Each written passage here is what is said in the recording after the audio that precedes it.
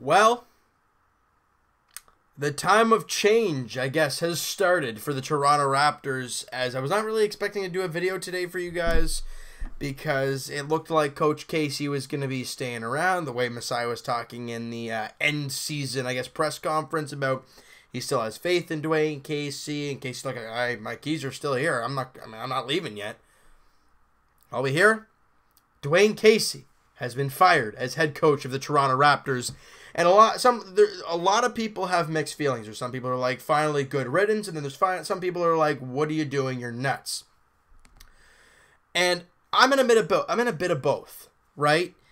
Coach Casey did get this team to 59 wins, a franchise record, a ton of franchise records this year. He did build DeMar and Kyle up from what they were, and they have built this team a lot. Now, this playoff experience and this playoff growth against the Cleveland Cavaliers, it just hasn't worked. And I read a good thing today saying DWANE Casey has taken the Toronto Raptors as far as he can take them. They can't go any farther with him still behind, or him still at the helm. It just can't happen.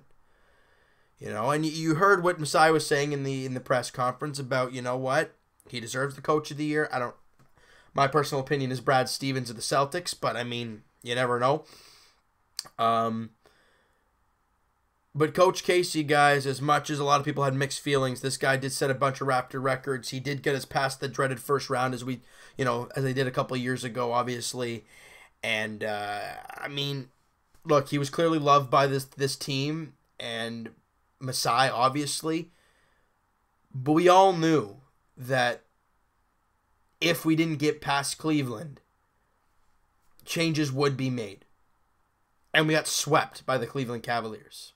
So, we kind of saw this one coming. Now, the next question I have is, who's coming in?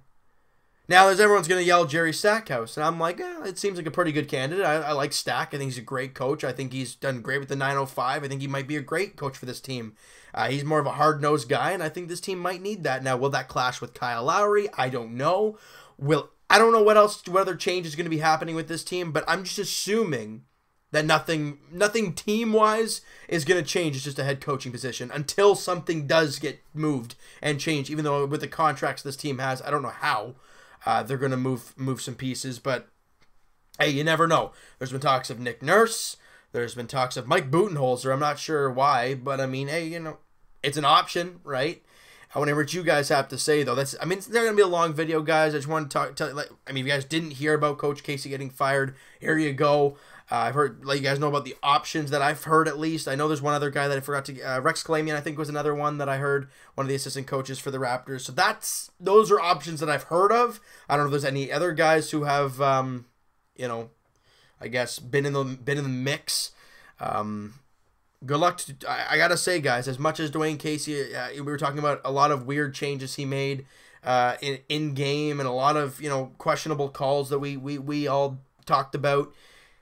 He was with this team for the long haul. He was with this team. I mean, franchise record, I think, in wins. He's, got a really good team record.